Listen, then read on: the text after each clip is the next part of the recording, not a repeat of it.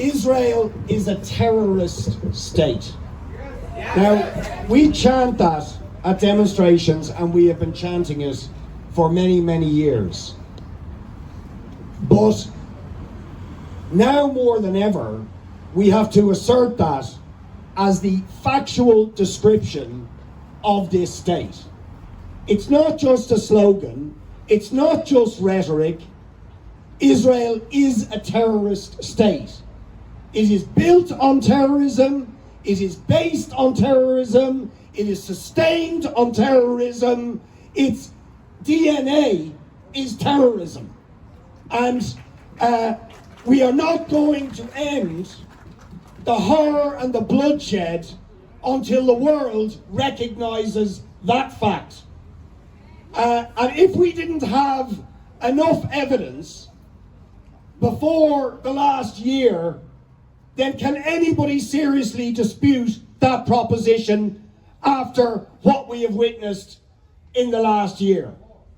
There is simply no atrocity, no crime, no red line, no horror that Israel isn't willing to commit against Palestinian people, against Lebanese people, or anybody who stands up to their project of occupation, of apartheid, of ethnic cleansing, of theft of land, and of genocide.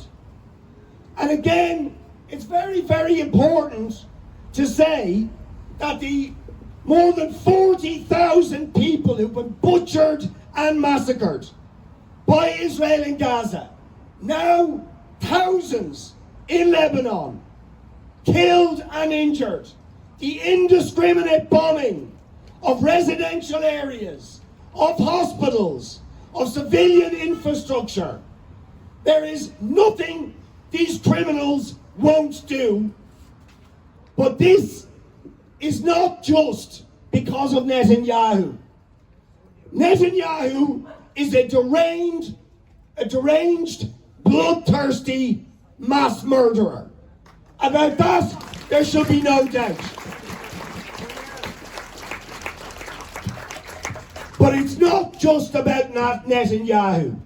There is a narrative out there which suggests, if it wasn't for Netanyahu's political difficulties and the fear that he'll be thrown out in the next election, this wouldn't be happening. That is not a correct analysis of what Israel does to the Palestinian people, or has done and are doing to the people of Lebanon, or what they have done in the region. This is not new. It is the logical extension of everything Israel has been about since it was founded in an act of terrorism and ethnic cleansing in 1948. And it has sustained itself through terrorism, through ethnic cleansing, through apartheid, through warmongering, every single year since 1948. Genocide, apartheid, brutal oppression, brutal occupation, criminal actions, day in, day out, breaching international law at every level, finally reaching the level of genocide that we've witnessed in Gaza. I know that, and anybody who's Palestinian knows that.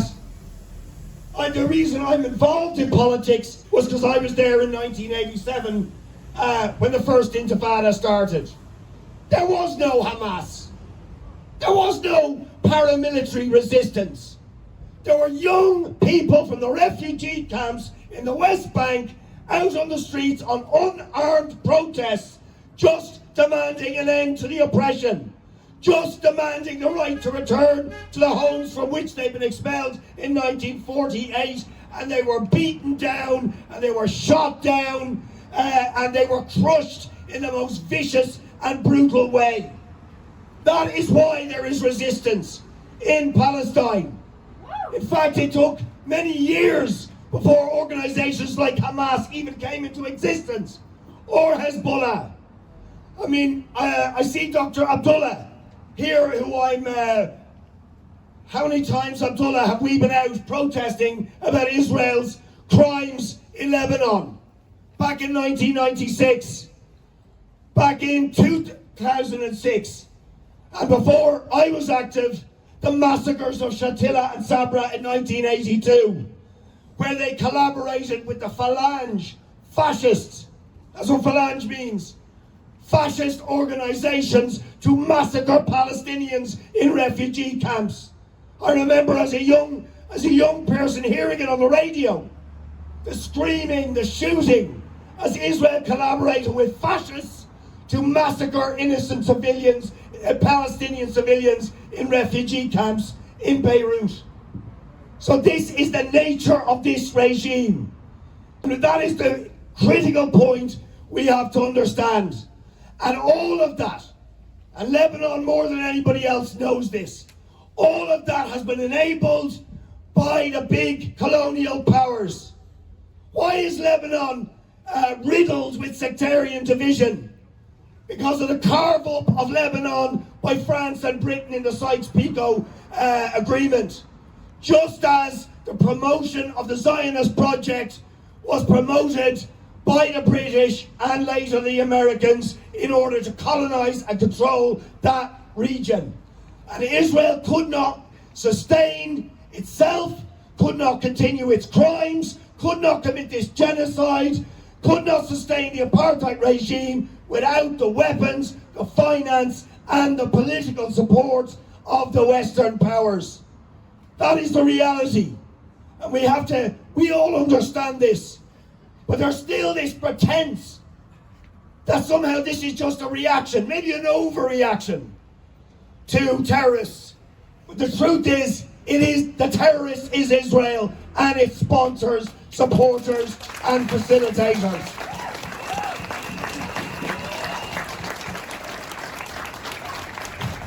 And lastly, we come to the Irish government's role in that. And that role is shameful.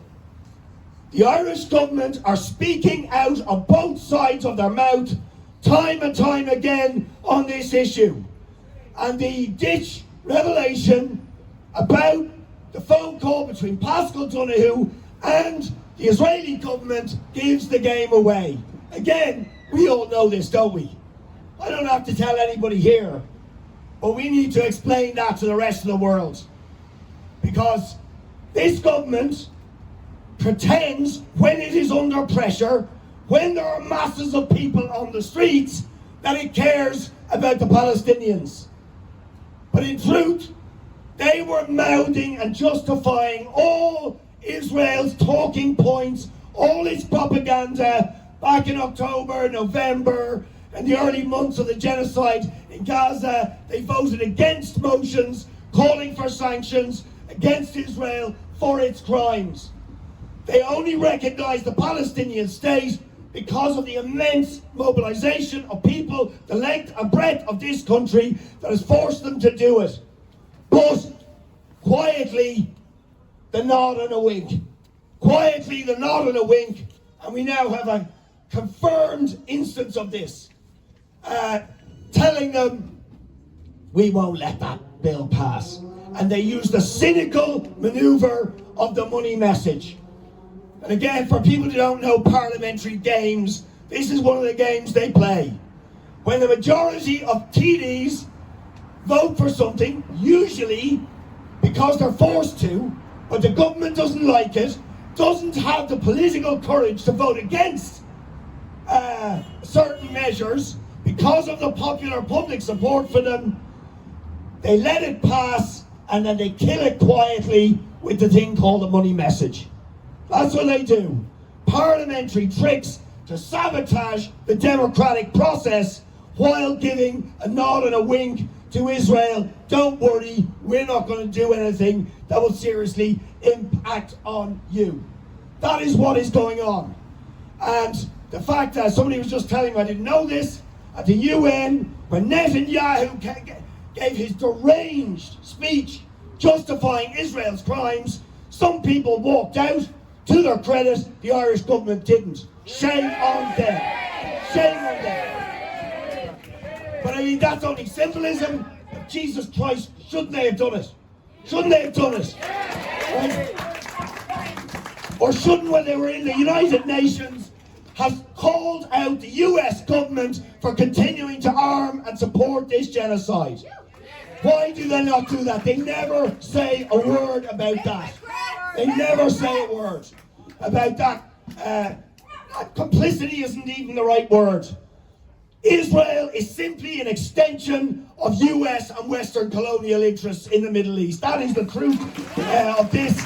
And the Irish government are not willing to call out, but that is the obvious fact. It is the obvious fact.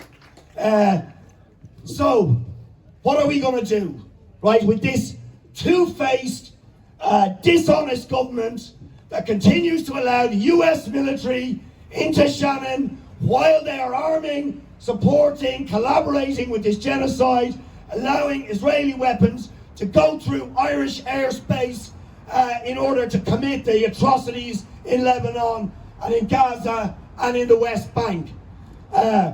We have to force them, just like we forced Palestinian state recognition, just like we forced them to at least talk about suspending the EU-Israel agreement. Now again, that's just talk, right? But they're forced to talk about it because of the people on the street.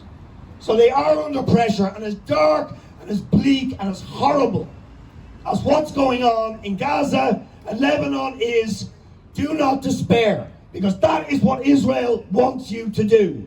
They want you to despair. They want you to believe they are unbeatable. But the truth is, they are under massive pressure. The global movement in solidarity with Palestine, and now with the people of Lebanon against this genocidal terrorist state, is unprecedented. It is an unprecedented movement. It has power, and we can push these back. We need to make Palestine and Lebanon and the question of breaking all relations with this terrorist state an election issue in the forthcoming election. We need to demand absolute commitments on the Occupied Territories Bill, on the divestment bill, on the expulsion of the entire Israeli diplomatic apparatus, on ending all economic, trade, academic, cultural links with this barbaric state. We have to demand those commitments. I know the people are with us on this, but we have to force those commitments out of our politicians and continue to mobilise on the streets to demand action, not words and not duplicity, which is what we're getting from this government. Sorry for going on so long, but I just want to finish by saying there's another national demonstration the IPSC have called next week. We need to have tens and tens and tens of thousands of people on the streets to carry on the pressure. We owe it to the people of Lebanon. We owe it to the people of Palestine. We owe it to humanity.